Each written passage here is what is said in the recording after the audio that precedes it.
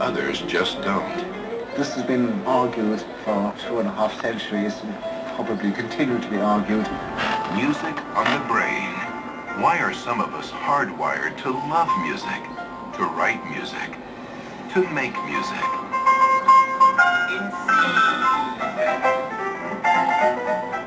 Some people have got it and some people haven't got it. And you've got it, Derek.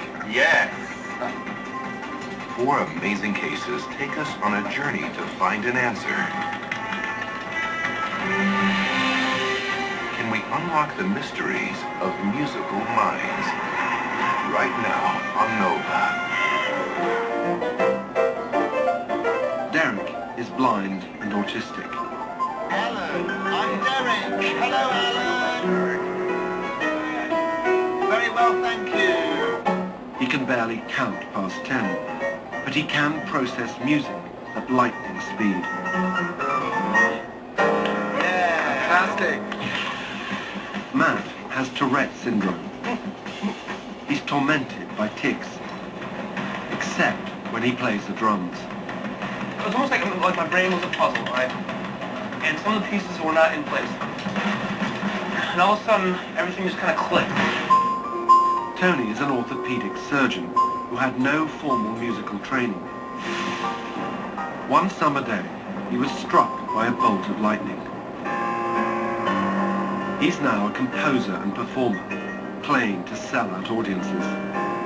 I thought that the only reason that I was allowed to live was because of the music.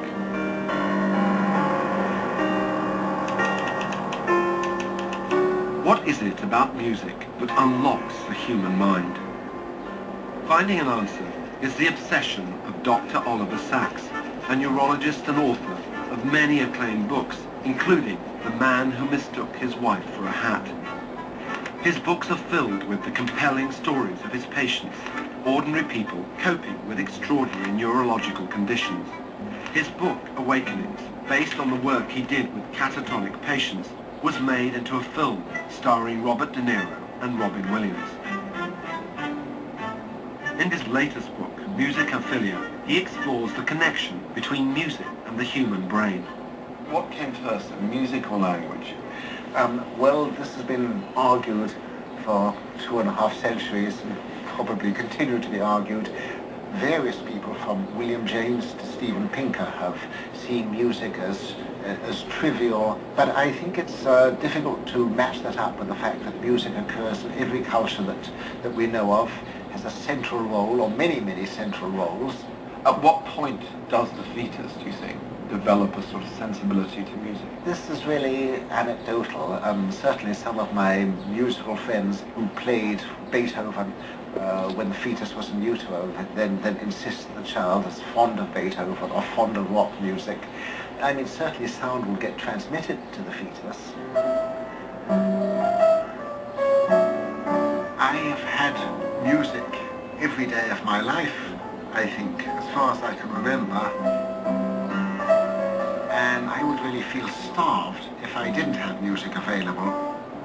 I think one can develop musically all through life.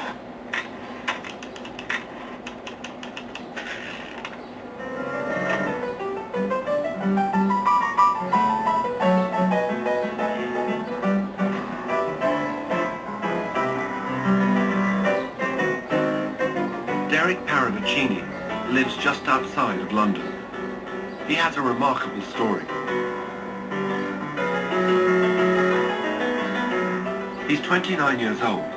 He's been blind since birth and is severely autistic. In many ways, Derek functions like a 4-year-old.